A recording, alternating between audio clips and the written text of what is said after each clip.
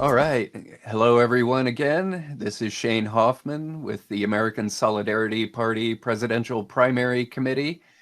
I'm here today interviewing Mike Vick, one of our candidates for our nomination for President of the United States of America. How are you doing, Mike? I'm doing well, Shane. How are you? Doing great today. Doing great. Gonna go ahead and just get started here. We'll just open up. We're past the first debate.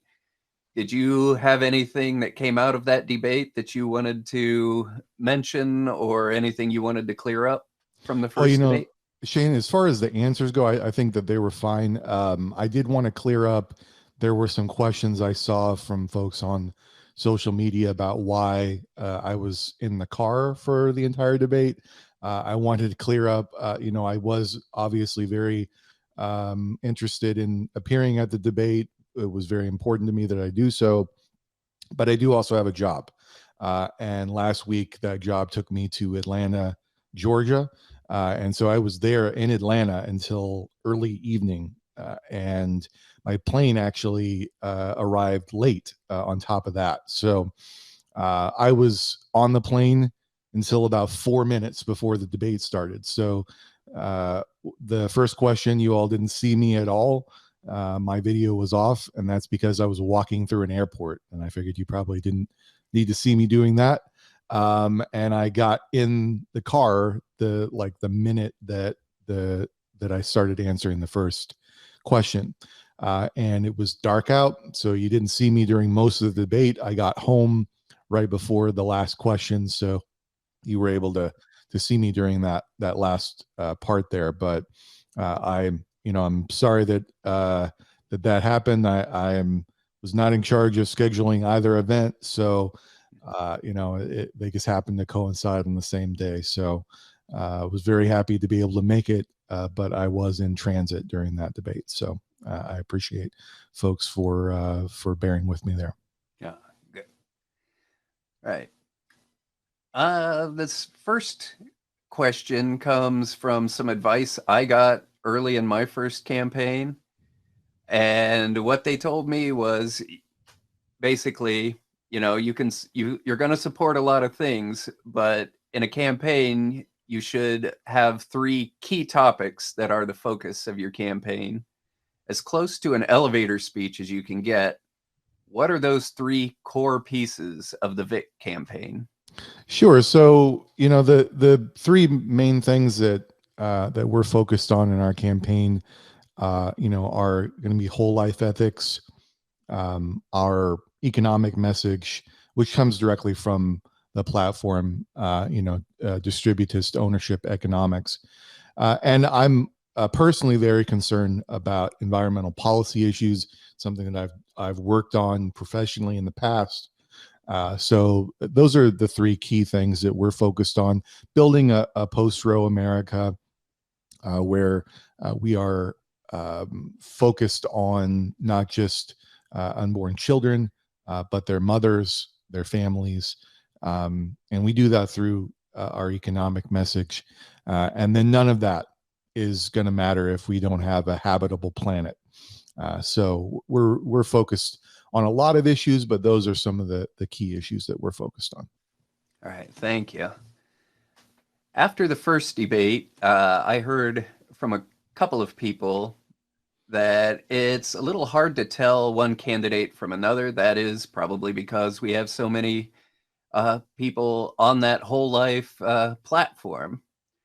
So, aside from experience a little bit, can you give our audience something significant about your campaign that makes you more than just the generic pelican?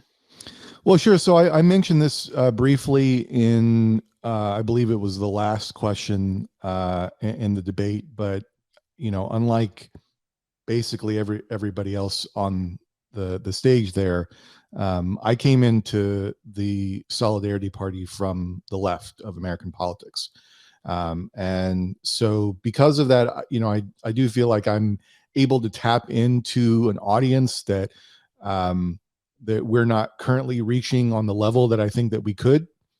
Certainly, I feel like I would want, as I mentioned in the debate, to balance the ticket by having a conservative, someone who's coming in from the conservative side of American politics as my vice presidential candidate.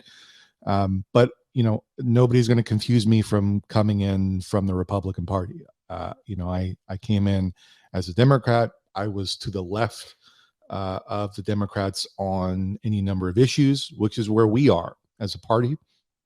And so I feel like we have an ability to tap into that audience. We're not currently doing it on the level that we could. And I think that if we had a presidential candidate who was coming in from that side of American politics, we would be able to tap into that audience and really bring in a different crop of folks into the party that we're not currently reaching. Now, building on that, another question I've gotten from a number of people, and I've gotten on both sides from people on this. It's important to present the party well as our nominee. There are a number of members who want to see someone who upholds the platform pretty strictly. There are a number of people who are definitely okay with the candidate veering from the party a little bit here and there. But the big question that always comes up, if you have areas where you differ from the party on its platform, how do you handle that on the trail? Do you dive in? Do you deflect? What do you do, particularly if asked a direct question that would highlight this? Sure. So, I follow along with the platform. I don't know of any major areas of divergence. I will say there are areas that the platform doesn't touch on. And one of the main ones that the platform is silent on is the topic of gun rights and gun control. You can find an op-ed that I wrote on that on the civicupdate.com. And I've shared that in the voting members group and Whole Life. And it's, based on my own views on that topic. The platform is silent on that topic. But I don't think that the presidential candidate is going to be able to get away with being silent on that topic. It's a going concern in the country.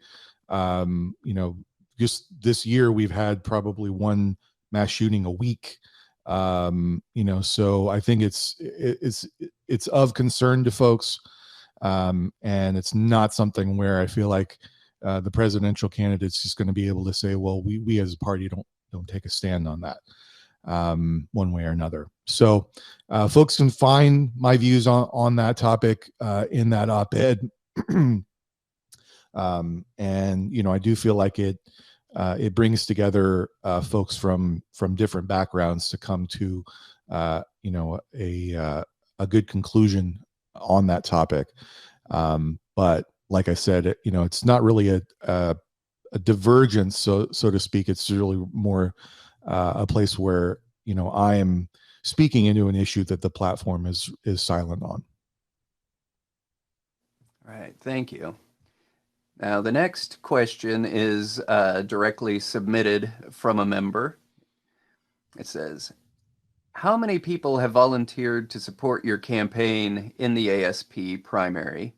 What sort of activities are they doing for your campaign? What approach will you take to recruiting volunteers for your general election campaign if you are the nominee?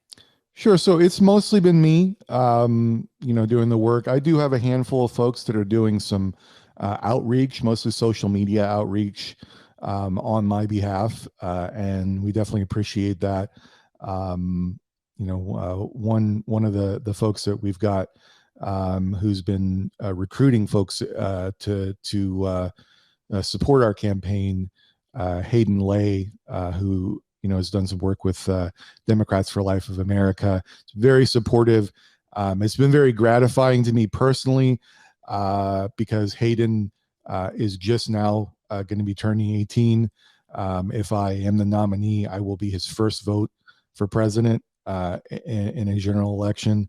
And so it's very poignant for me to think that, somebody would, be supportive of that. And, I've thought back to my own first vote for president, and how interesting it would have been if I personally knew the candidate, as Hayden and I are friends.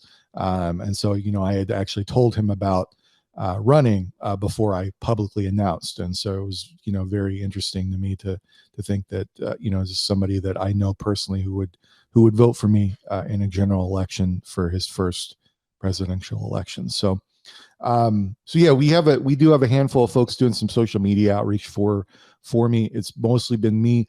I do have a background in organizing, and I have trained folks to do organizing work, to do canvassing work, political canvassing.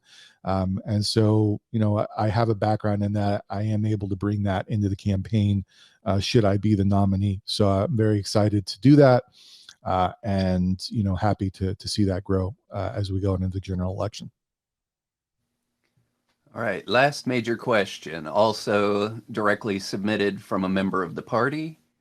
If you are the nominee, will you support the nominee in any fashion, such as maybe vice president or running in another race to promote the party in the campaign, or perhaps in some other supporting role?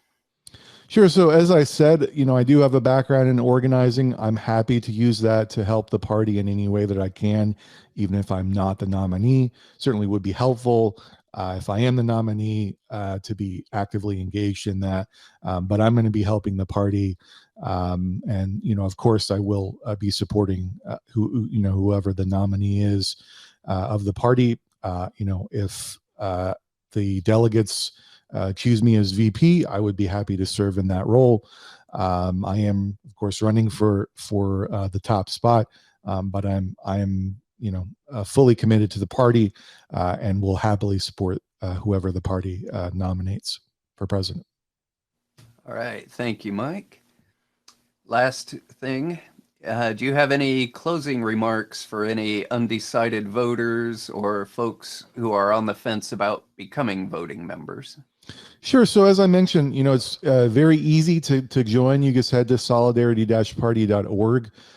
This year, very effective, time to join. You get to vote for the presidential candidate. You get to vote for or run for delegate to our national convention, where we'll be, deciding matters on the platform. So it's very important year to join, and it's just as easy as it always is. You head to our website, you click to join, very easy to do, and yeah, I mean, it doesn't affect your ability to take part in any other party primary election. So definitely come on board if our values represent you best, and we would love to have you on board our campaign. All right. Well, thank you very much, Mike. Look forward to seeing you again at the debate this weekend, and take care. Thank you. Thank you.